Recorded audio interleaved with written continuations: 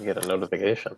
I think in the past I did one of these before, and we shared it on like the city social channels and such afterwards. So if I can get a copy, we'll do the same with this. Yeah.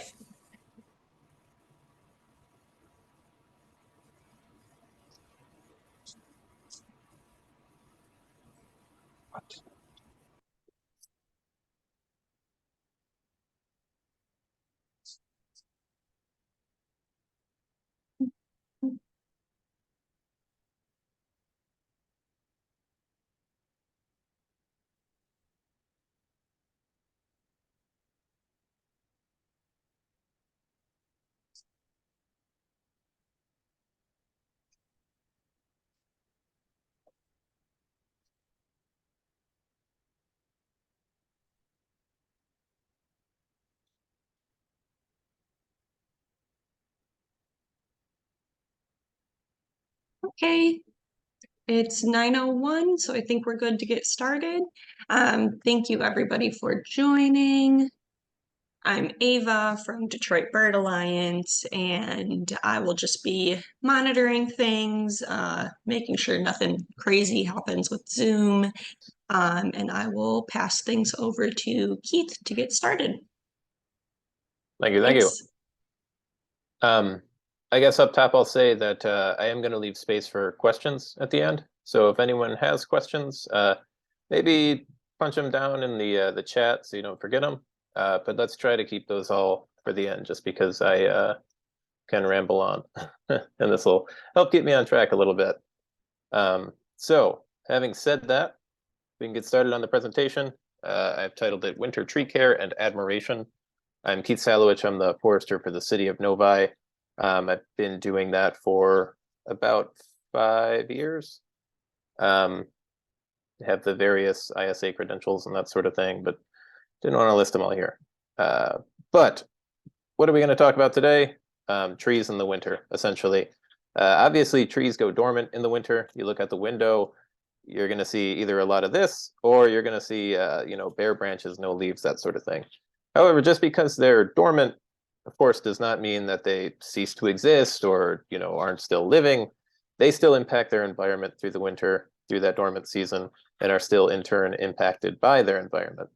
So today we're going to talk about just what it is that trees do in the winter, both to prepare for it and how they're affected. Winter storm damage, mitigation, and prevention. That's probably on the top of a lot of minds after recent events. And then other various wintry tree topics. So without further ado, let's kick it off.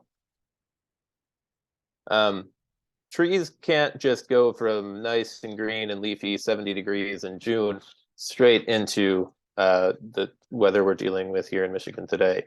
They need a period of hardening off, and there's a lot of physiological changes they undergo throughout that time. Because, if you think about like water pipes at your home, if those freeze with water inside, then you've got big trouble. Those pipes are going to burst because ice, as water freezes, it expands. It takes up more space, and that's when you get damage. The inside of a tree is somewhat similar in that it's a lot of, piping, tubing type of setup, holding a lot of water. Like up to 80% of a tree's overall mass is the water it's holding in its cells.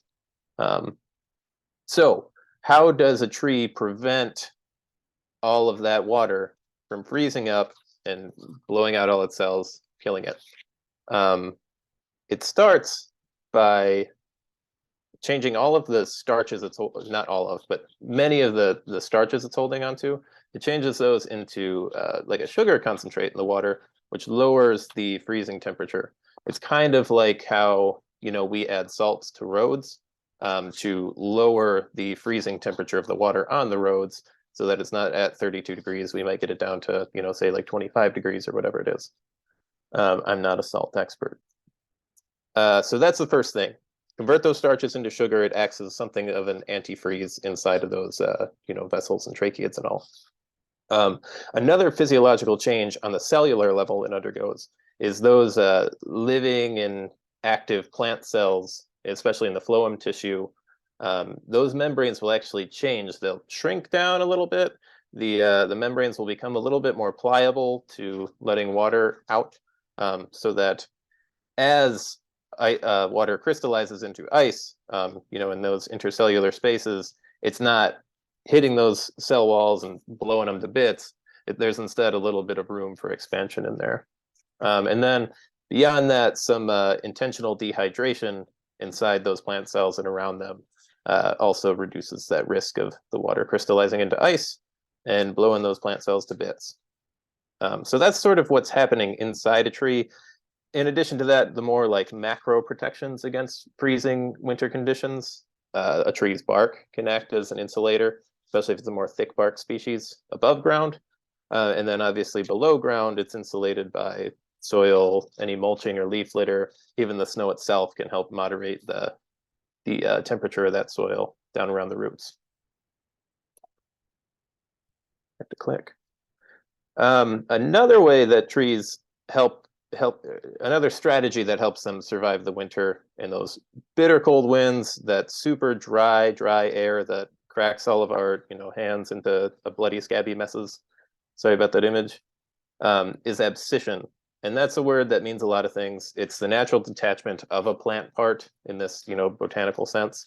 So that's any plant part. It includes like fruits, obviously includes leaves, but that's what abscission is.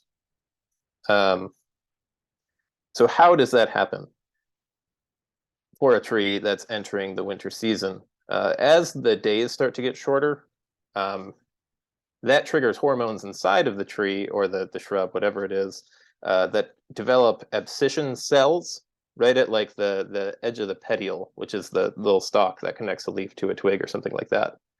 So it's not, the leaves drying out from the wind and then getting pulled down by the wind or anything like that. It's the tree or the shrub, the woody species, intentionally forming those abscission cells to cut it off right there at the base of the petiole, because it's a defense mechanism, right? Against the conditions. These broadleaf trees that do lose their leaves during the winter, that leaf tissue is really, really, really vulnerable to water loss. And if they were to hold on to those and keep them green and photosynthesizing all winter long, they would all die. And then that's a huge amount of wasted energy, resources for the tree. So it ends up being more advantageous for them to go ahead and snip those off themselves, again, once those days start to shorten. And it is so tied to photoperiod more so than temperature, because any of you that live around Michigan know that we get some crazy temperature variances. Earlier this winter, we were in the 50 degrees region, and then it would drop way down, and you kind of get some crazy back and forth, whereas the amount of sunlight that hits the plant is relatively, well, not relatively, just it's consistent year to year based on that calendar. So they tend to use that more so for their hormonal changes.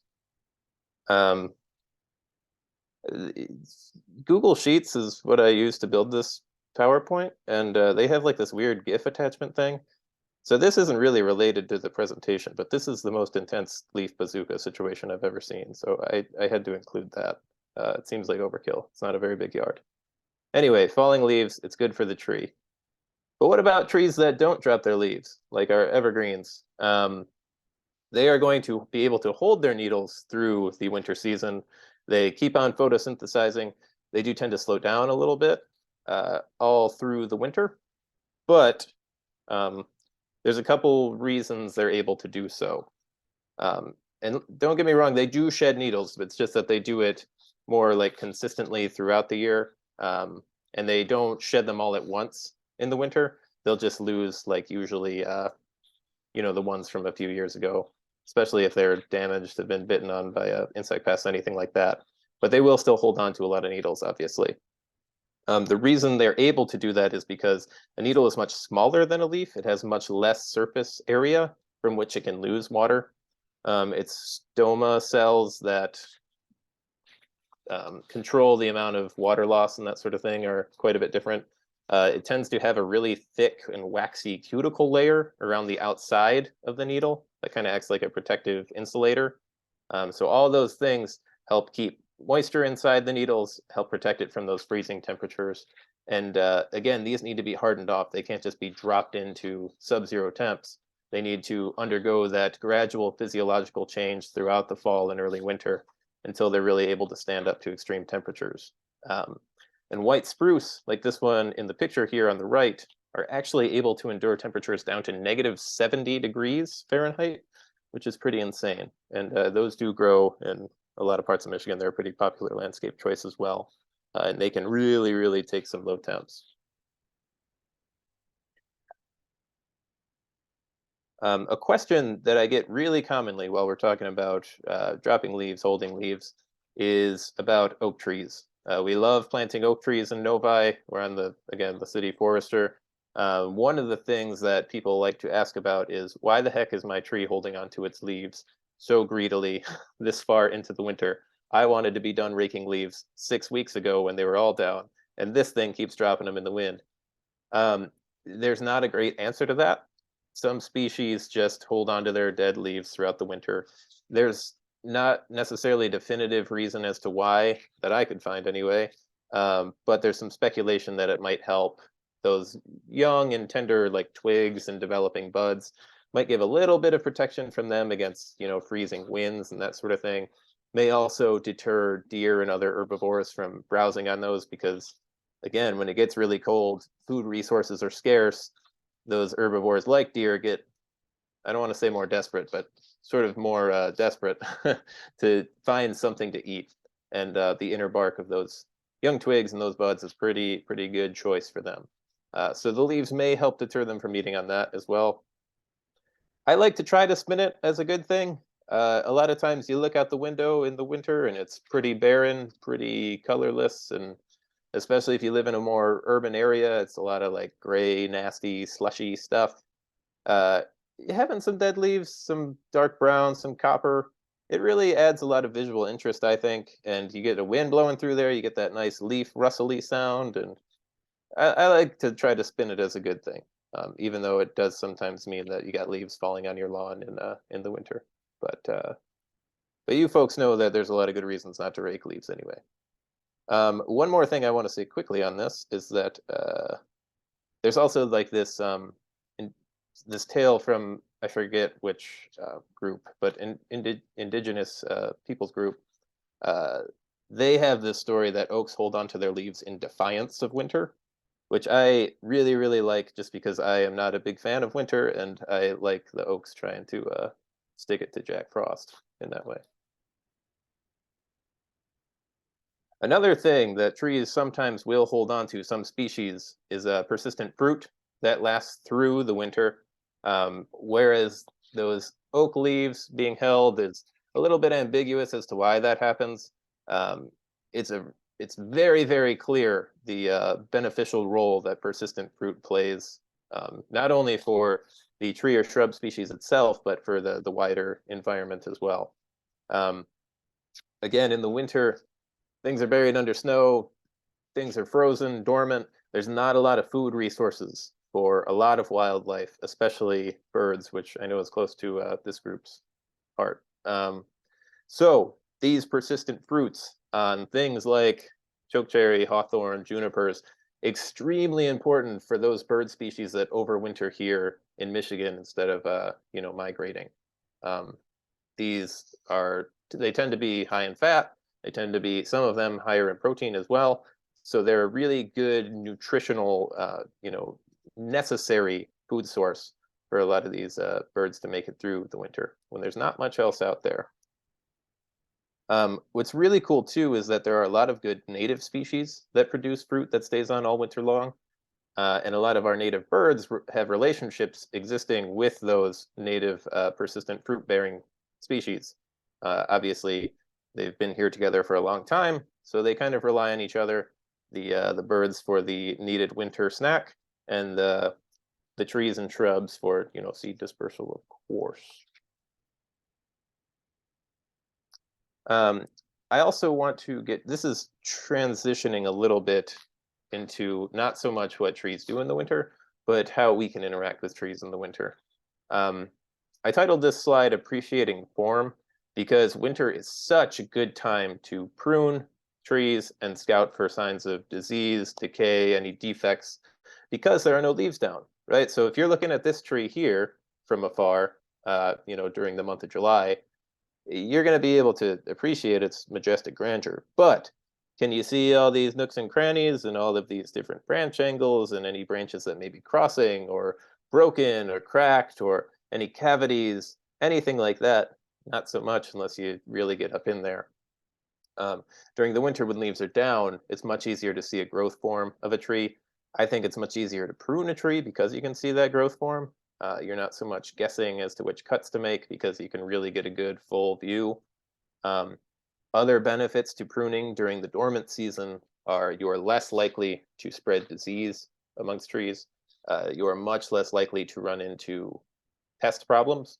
For example, the oak wilt disease is not really something we worry about in the winter, just because the beetle that spreads the fungal spore that generates the disease, that beetle is not active during the winter. So you can cut oaks pretty freely without worrying about oak wilt during this time of year. And that applies to a lot of other pest species as well, and various diseases too. We're just all around less active during the winter. So it's a good time to prune. Um, and of course, debris is a lot easier to manage because there's simply less of it. You're hauling a bare branch as opposed to a branch laden with a ton of leaves that you'll also need to clean up. So winter is a great, great, great time to prune and also to give a nice thorough look at your tree and be able to see all the parts of it to evaluate for any of those potential defects or issues.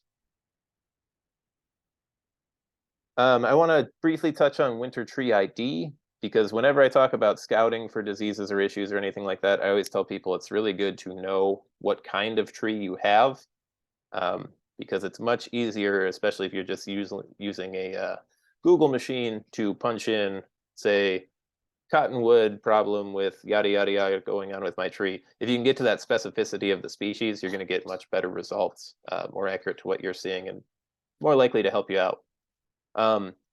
IDing trees in the winter is really hard. I would be lying if I said I was really, really great at it. It's one of those things that I've found comes with time. You learn a few more species. You learn really well a few more species every year, but it's not so intuitive as looking at a leaf or a flower or a seed or anything like that, at least for me. But the three things that you can really focus in on up top, they call it the 3 Bs. It is the branching arrangement of the tree, and this is going to help to immediately cut down the body of potential species you're looking at. Ow, that was my elbow. Alternate branching looks like this. This is what most of your species are going to be. Opposite branching, however, looks like this, where these lateral branches are directly across from each other. Now, if it's an opposite branch that you're trying to ID, you're in luck because that really narrows down what species you're looking at. I stuck to native stuff here that you'd see a lot around Michigan, not so much ash, obviously, because of the ash borer. But if it is opposite, there is this weird, not acronym, but mnemonic device, I guess. MAD horse is how I learned it. And it's M for maple, A for ash, D for dogwood, horse for horse chestnut, which I forgot to put on this list. That is my bad. And then viburnum and elderberry are our shrubs. And all of those listed here, including horse chestnut, which I stupidly forgot, are opposite arrangement. If it's not that opposite, it could be pretty much anything else in the alternate side. You're also going to want to look at buds. There's not like a super fun and easy way to narrow down buds as much, but you would be really surprised by how much they vary in size, shape, the angle at which they're held to the twig, how closely they're held to the twig. There's all sorts of variation in buds. So if you can train your brain to look there and get familiar with what you commonly see around your area, that can help a lot with ID as well. And then finally, that third B is bark. Color and texture also vary a lot, but the trick with looking at bark as an ID characteristic is that it really tends to change as the tree matures. So a very old, black walnut, say, its bark will look very different from a young one. So that's something you have to kind of keep in mind. Other ID indicators that you can look at is that persistent fruit, if it's holding any, like we just talked about. You can even look at nearby tree debris. Like I just mentioned, a walnut, if you see a bunch of walnut husks from earlier in the fall laying around the base of the tree, it maybe gets your mind going in that direction. And then even growth form can be a good characteristic among species to take a look at.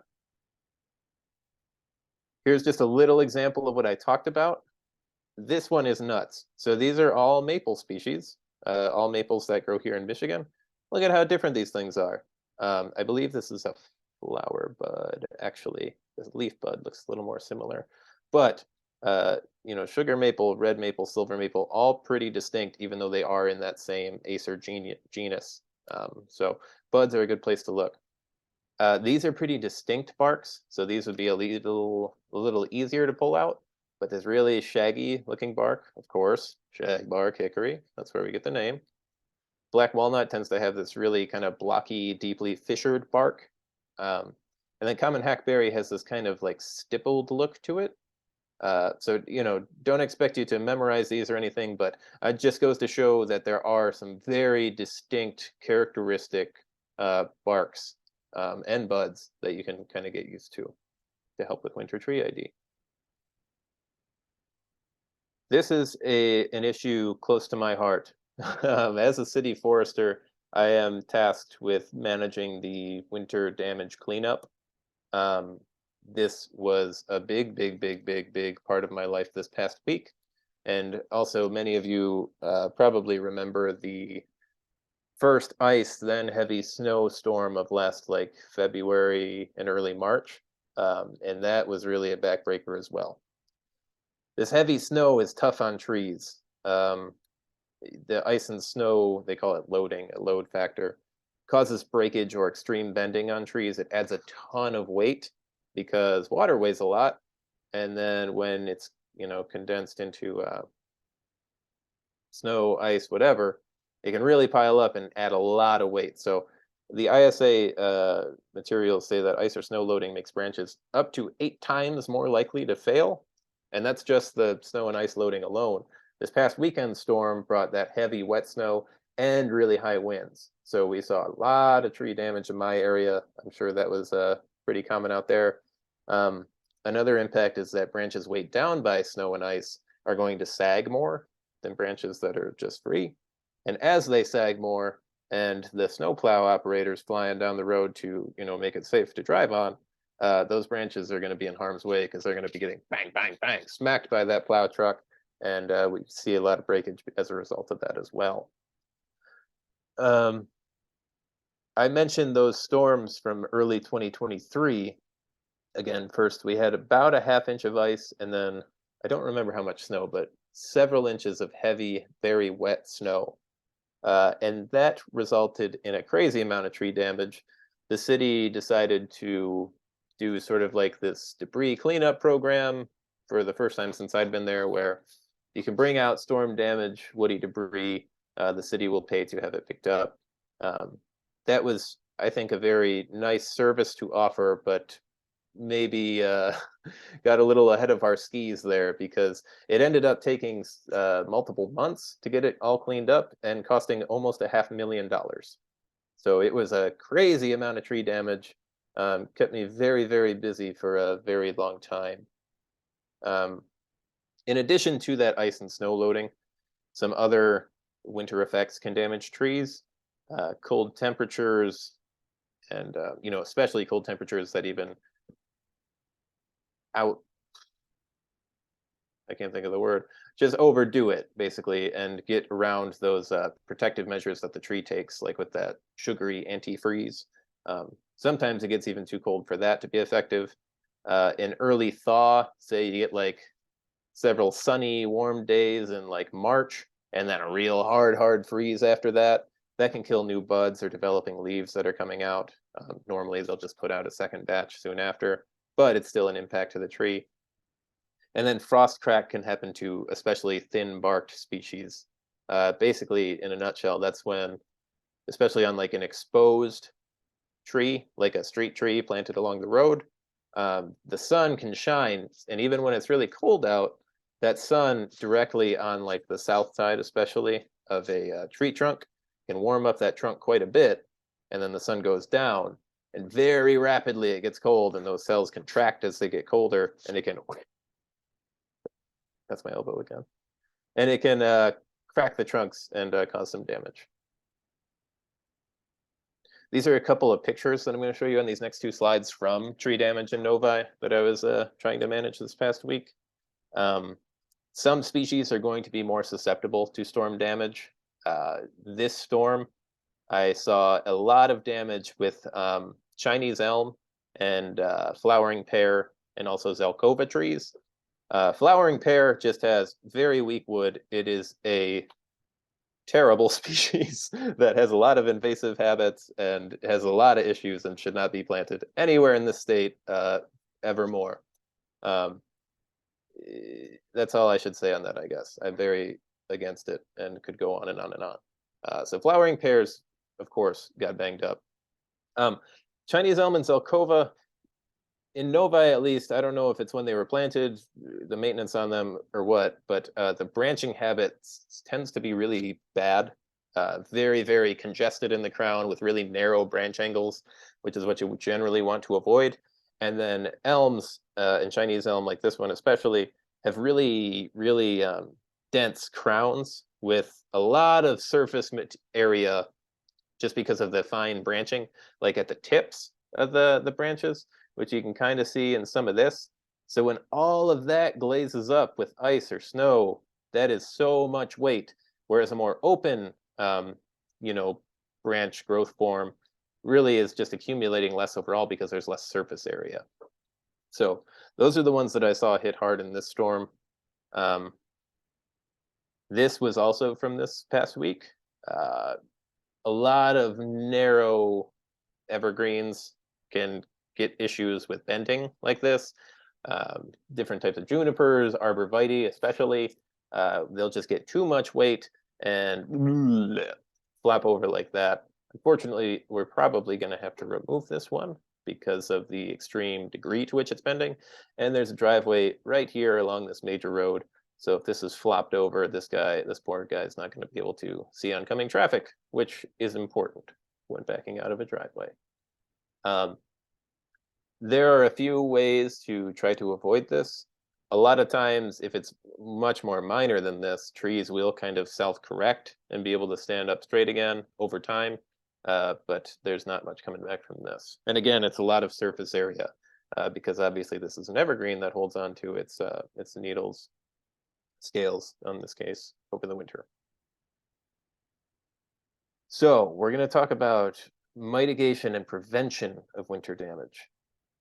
So we've seen what can happen. How do we try to avoid that and correct it? First off, this helps with both desiccation and temperature control. Mulching trees properly, and I say properly in bold because so many people mulch trees improperly and cause a lot more problems. Even professional landscape outfits very, very regularly mulch trees improperly. So it's worth doing a few minutes of research to see how it's done, even if you're hiring professionals that don't know what the heck they're doing and drive me insane. So no more than 2 to 3 inches deep with that root flare exposed. That's the big part of this that oftentimes gets ignored. The root flare of the tree, where it goes down as a trunk and then whoop, flares out a little bit before it enters the ground. That has to be visible and exposed to the air. And that'll help moderate soil temperature and keep moisture in the ground. It's also a good idea to water your trees deeply in late fall before the ground freezes. A lot of times this will happen naturally because we tend to get more rain in the fall. But if it's an unseasonably dry fall or anything like that, it's a good idea to give them a really, really deep drink, one last big gulp of water before the long, long winter. And that helps with temperature control as well when there's more moisture in the soil. Looking back at the arborvitae and junipers and such that can tip over, you can temporarily tie vulnerable species to prevent that type of bending. You just get like some kind of twine or jute or something like that, and just sort of tie them up into place or to each other. Anyway, you can tether them, and that can help with that side of it. And then shortly after the storm, it's not a terrible idea to gently, gently, gently shake off any excessive snow that you can easily reach. Again, this is mostly for like ornamental or landscape trees that can be reached from the ground. You're not going to be shaking off excessive snow from a 60-foot oak tree in the front yard. But again, it has to be temporarily tied because you can't leave that around, or it'll girdle trunks and that sort of thing. Also, some vulnerable evergreen species would benefit from some burlap wraps. This is commonly done with arborvitae. May not be a terrible idea if we're getting especially cold temps, or if they're very close to an area that gets salted. A lot of evergreens are pretty vulnerable to road salts, and not only road salts getting directly on them, but the spray from cars going by and launching up water and getting all over those needles, that can really dry them out. So the burlap helps with that as well. I already talked about this a little bit, but deer and other herbivores, they get a little more desperate for food during the winter. So they may start, sort of browsing, nibbling on stuff where they weren't previously. It's not a bad idea to put some deer guards around trees, or maybe even smaller ones around the base of shrubs, because that protects them from mice, rabbits, deer, all sorts of things like that. And then don't plant species susceptible to storm damage to begin with. These were the three that I mentioned in this past week. This one is mostly relating to heavy snow and ice, but these two, flowering pear and zelkova, they drop branches in any kind of storm all the time, and always make me very busy in Novi. Prune trees for strong growth form and to remove damaged branches and potential weak points to begin with, excuse me. As I mentioned, the winter is a great time to be able to see the tree crown, see that growth form, and identify any potential weak points, those narrow branch angles that put a lot of pressure on each other. You want nice, wide, kind of U-shaped branch unions like this, branch, branch. When you get them like this, branch, branch, that's where you tend to see trouble. So prune trees in the winter, it's a good time. I covered a lot of bad things about the winter just now. I want to transition to some of the good things. It's good for me to remind myself of these because, again, I am not a winter person. I do not like it at all. The holidays pass, and then my birthday is in early January, and then it is a cold and miserable dirge for like 2 months. So I try to remind myself that winter is not all bad, just mostly bad. Scarification and stratification are two different, very necessary things that happen to seeds, nuts, that sort of thing, and oftentimes are vital for, well, I can basically see it here. Many species, especially those native to Michigan, require cold stratification or scarification in order to germinate. And what that is undergoing a period at least for cold stratification, it's undergoing a period of cold before it's able to, work its way down into the soil and then germinate. So if you took an acorn off an oak tree and then took it inside and held onto it at 68 degrees all winter long, and then rushed outside in the spring, dropped it in the ground and waited for it to sprout, it's probably never going to sprout, because way, way, way back when, before we had modern HVAC systems, those acorns didn't have humans gathering them up and keeping them nice and warm. So they need to go through that period of cold in order to complete their life cycle. Scarification, on the other hand, it can be a lot of different things. It can be maybe the seed needs to be eaten by an animal, digested, and then, put into the soil, excreted into the soil. It can be, it needs to be sort of roughed up in some way. Anything like that is scarification, but cold stratification is the one that really requires those cold temps. I listed some plants that require cold stratification over here. You'll notice a lot of native stuff. Obviously, we get cold winters here in Michigan, so species that like to grow here in Michigan need that cold stratification generally. These are obviously all nice pollinator plants as well, good native selections for wildlife. So good chance a lot of you folks may have these, growing in your own yards. What a lot of people do that do want to gather up those acorns or those seeds of whatever kind and get them going for in the winter, get a head start on the spring, is winter sowing. A lot of people use milk jugs. I've actually not tried this, but I've read a decent amount about it. Basically, you repurpose milk jugs, reduce, reuse, recycle, that's cool, and plant those seeds in some kind of substrate here. A lot of people use like a sandy mix kind of. There's a lot of different options depending on what you're working with too. But you cut it in half, stick it in the substrate with some moisture, and then cover it up, tape it off, and you just leave these outside. And that is to let them go through that cold stratification period so that they are ready to plant in the spring. And you have a nice army of milk jugs waiting to greet you every time you go in the backyard to try to remember where the snow shovel is, which is an experience I had this past weekend. Winter is also a really good time to show you what to kill. It spotlights invasive species generally. This is not a tell-all, absolute rule, but persistent green leaves being held long after most other species have dropped them oftentimes marks them as an invasive species. In this case, I think we're looking at a lot of buckthorn. It's kind of blurry, and I found this picture online, but that it was my search query, and that is what it looks like. So buckthorn will hold on to green leaves long after everything else is down. It really helps you ID what should go.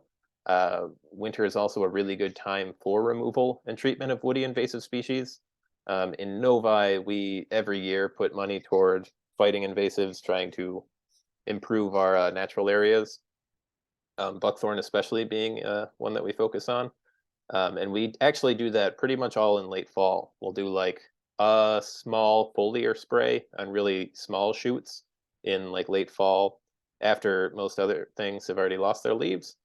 And then later on in the winter, it's actually even ongoing now, we have someone come in and cut all of the buckthorn they can find, all of the other invasives, and then treat with just a small amount of herbicide around on the stump to make sure it's taken up by those roots and killed. And again, it's just easier to work in the woods in the winter. You're not dodging, as many leafy branches hitting you in the face. It's easier to see what you're doing. It's easier to manage debris. So winter is a really good time both for the pruning and scouting of trees that you want to keep, like I said, but also for eliminating invasive species. And then another good thing, as part of that obsession, trees dropping leaves. Drop leaves end up building soil and habitat and all kinds of great things. This is a really, really, really micro biome, diverse, excellent leaf litter pile here. You've got larger twigs, you've got finer material, all kinds of leaves. You got some moss here. There's going to be all kinds of fungi, mycelium all growing through here, and all of that builds habitat. It builds forage opportunities for all kinds of different animals, birds, etc., that are getting at the insects down in there. And again, this leaf litter pile acts as insulation during the colder months or even the really hot months. It can keep in water and keep those roots at a nice moderated temperature. See what else I have on that. And then, of course, over time, it breaks down and creates new nutrients that are added back into the soil and taken back up by the new plants. So those drop leaves are really important to gourd habitat building.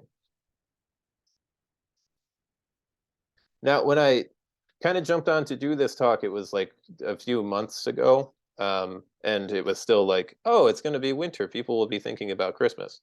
But now it's like January 18th, I think, and we're all burned out on Christmas. At least I am. However, I mentioned it in the description for the talk, so I do have one slide about this. I looked into this a little bit. Live Christmas trees are the more environmentally friendly choice. It seems a little bit counterintuitive because you're like, well, I'm cutting down a tree and killing it to be a decoration for me. But you got to factor in that tree is grown. And throughout the first, several years as it is growing, it is doing some carbon capture for us. Trees, after being used, can also be repurposed for habitat building. They can be cut up into firewood. They can just be mulched and then used as mulch, all of which is better than a fake tree at the end of life going to a landfill and persisting forever and ever and ever and ever. One thing that I wrote this down too, so I'll share this very scary fact. I found that about 10 million plastic Christmas trees are sold every year in the US. It'd be one thing if people were buying a fake tree and then keeping it for 40 years and then ditching it, but to be selling 10 million of them every year, that's a lot. That's a lot of plastic waste. That's a lot of shipping waste and production waste. And I get it, people need their trees, but this just all goes to say that the live tree is the more environmentally friendly way to go. Another thing I saw recommended on the MSU extension site, which I actually thought was really cool and may try next year, is containerized Christmas trees, where basically you get a containerized evergreen, you let it hang out outdoors through most of the winter, healed in so that its roots are protected in the pot. And then when you get maybe 2 weeks out from Christmas, you bring it inside, you doll that one up.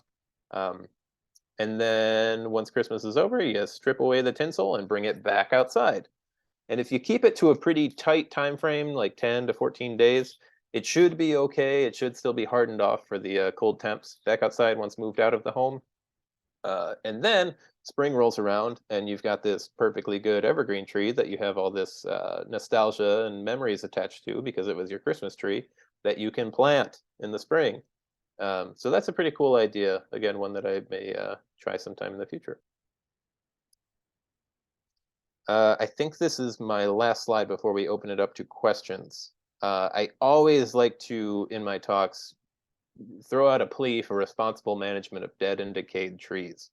I'm an urban forester. I am a tree risk assessment qualified arborist. I understand that there are things that humans need of the trees growing around them. We need to minimize risk to our lives and to our property. We want our property to look good, so we need the trees around our property to be aesthetically pleasing. And we want our trees to produce. We may want them to produce lumber or use them as a fruit and nut crop, things like that. However, there's not very much attention generally on the very, very important role that trees play in the greater ecology. Uh, so it's like a real faux pas to have a standing dead tree around people. And I get that. Again, it's all about minimizing risk. But there are ways to do it responsibly. You can minimize risk while still leaving that dead snag standing or that dead tree standing, because that is such valuable wildlife habitat that is so rare in our human spaces. Something that we try to do in Novi whenever possible is if we're dealing with a large dead tree, especially if it's in like park property behind someone's house, that's real visible. If it's dead and 60 feet tall and could reach their home, which is 40 feet away, well, we'll send out a crew and we'll cut that tree to about 20 feet tall. So it's still a 20-foot tall, dead standing tree, full of decay and cavities and all that sort of thing. But now if it falls down, well, it's not even going to get close to that person's house. It's just going to fall in their property. And then we can get that cleaned up. But in the meantime, for the years and years and years that it may still go on standing and slowly decaying and acting as incredible habitat, it's going to offer all those nice benefits. The same goes for, snagged branches, any downed wood, anything like that. So I implore you guys, whenever that is an option, even on your own properties, to retain the lower portions of dead, decaying trees. The wildlife will greatly, greatly thank you. I don't have to tell you guys about all of the, cavity-dwelling birds that rely on that sort of thing. I think I might have a picture of, yeah, I got an owl in a little tree cavity here. Keeps them warm in the winter and builds nice nesting material. You guys are the bird experts, not me, but it's so important to have those snags, those dead and standing trees, even in our lived areas. So again, just a plea to consider that when doing any tree work on your property. Having said that, I think my talk has reached its end. Does anybody have any questions? I'd love to keep speaking. Should I open this? I guess I'll just go off of these. We did have a question earlier. Sure. Somebody was asking, is it safe to knock off snow? And I think you did kind of go over that, but if you want to touch on that again, just quickly. Yeah, so I think I may have bolded the word gently in there. Obviously, don't do it if, like I said, this past weekend we had the heavy snow and the whipping winds. I don't know about where you guys live, but branches were actively falling all throughout that. I wouldn't want to be under trees during that time. After the storm, if there's some snow hanging around on smaller ornamental landscape stuff that you can easily reach, that you can remove the snow without damaging it, that's generally a good idea. However, it's just not feasible with really, really large trees or anything like that. So it is a good idea if you can gently do it. Great. A couple other things showing up in the chat. Somebody also mentioned Uh, Lindsay from MSU Extension was talking about how you can see honeysuckle in the winter because they hold on to their leaves, and then somebody else mentioned the conclusion. So honeysuckle are not good for birds. You want to touch on that quickly?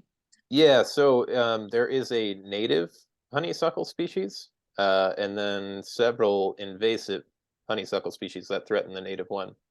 Um, there's a lot to go into on native versus invasive. The general rule of thumb is that invasive is less beneficial for wildlife. It's an overall detriment, just because those native species they have all these old relationships with the other species around them and with the wildlife itself, and they all kind of work as a cohesive unit.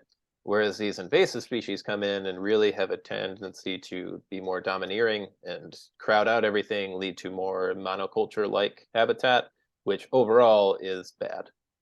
So even, though some birds may benefit some from invasive honeysuckle, overall the complete ecology of the area is going to be much better off for removing invasive species like that. But again, there is a native honeysuckle as well. I don't remember the exact Latin name, but it'll be easy to find. Nice. And then somebody asked, can you talk about the proper way to burlap evergreens in the winter? Yeah, so it's honestly not something I've ever done myself. Uh, but I guess the main thing would be obviously it's temporary. You don't want to leave it on once the photosynthesizing kicks back up.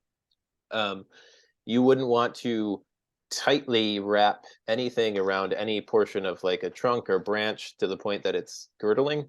You'd have to keep an eye on that. And yeah, beyond that, you want to use material that'll breathe a little bit.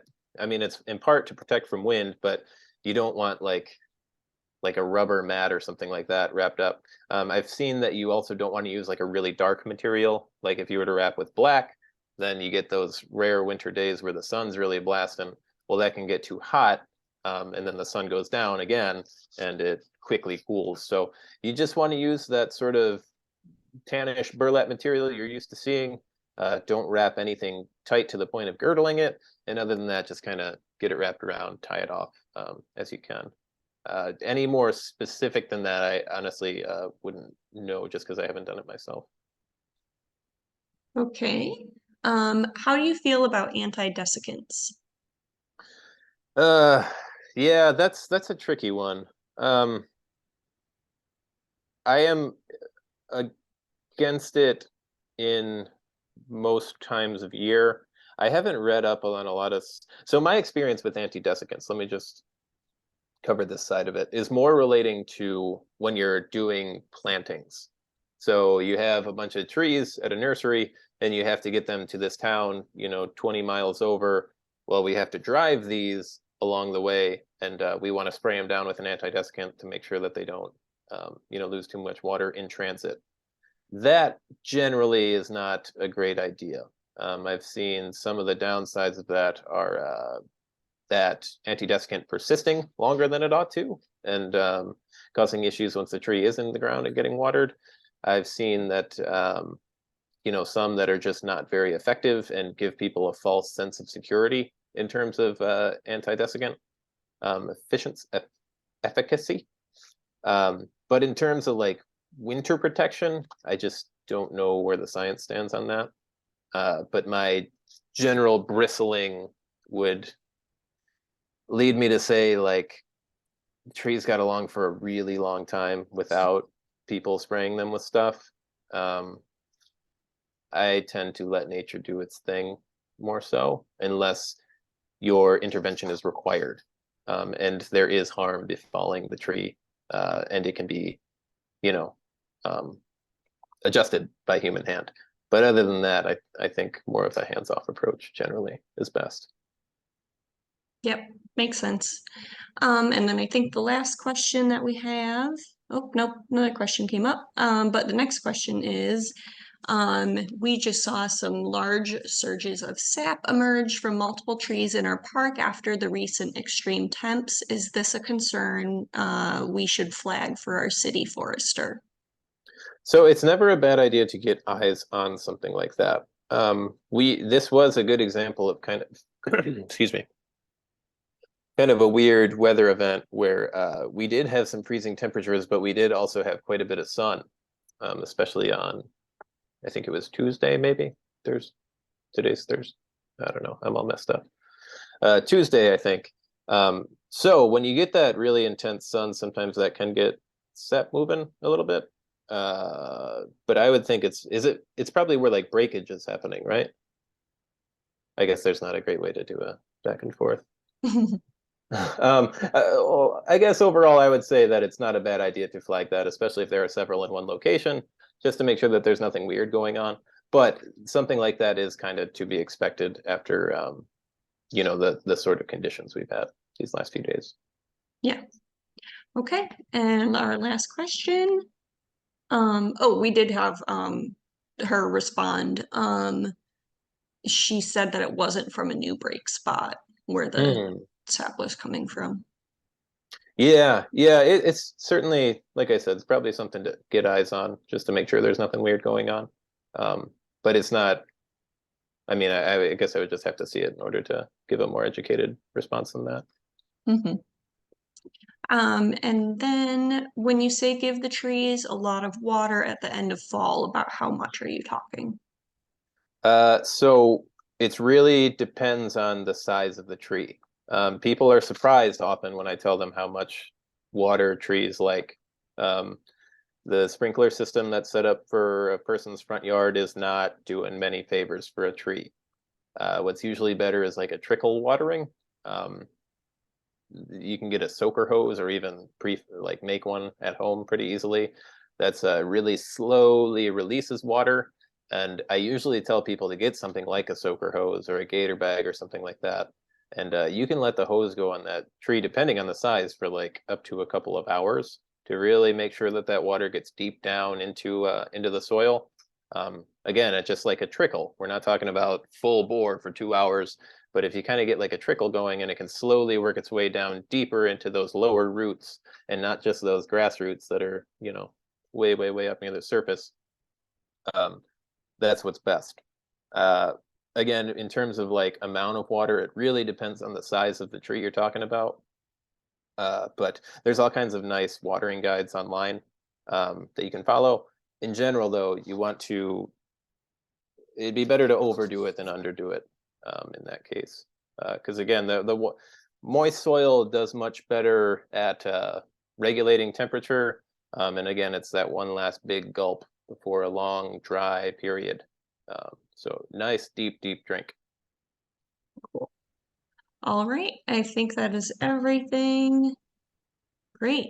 Well, thank you so much. That was a great presentation. We really appreciate it. Um, yeah, a couple thank yous in the chat and compliments about everything. So that's very Much nice. appreciated. Um, all right. If you guys have any other feedback, feel free to send us an email. And then we will also be sending out this recording. It might take a little bit on our list of things to do. And if you want us to just send you the recording directly, if you want it sooner, just feel free to send an email. All right. Okay. Thanks, everybody. And yeah, especially thank you, Keith. That was really nice. Okay. Bye, everyone. Goodbye. Thank you.